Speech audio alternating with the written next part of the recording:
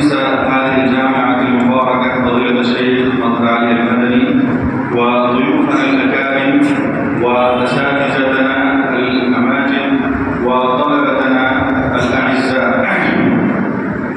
إنني أشكر في هذه المناسبة السارة السعيدة الله سبحانه وتعالى على أنه أتاح لنا هذه الفرصة المباركة للاستفادة من هؤلاء المشايخ الكرام والاستفادة من علومهم الغزيرة.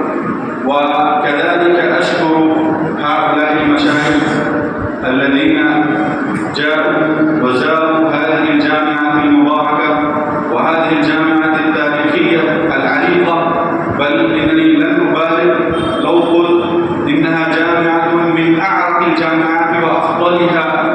وقد رأست هذه الجامعات الهندية كلها قبل أن تؤسس هذه الجامعة السلفية بنارس.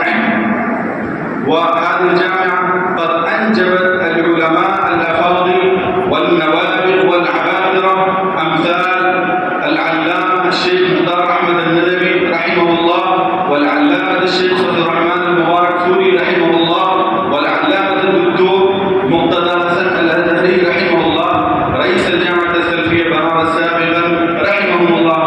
هؤلاء فإن هؤلاء المشايخ استفادوا من هذه الجامعة ودرسوا في هذه الجامعة، ويعني نهلوا من هذا المعين العقل الصافي رحمهم الله جميعا.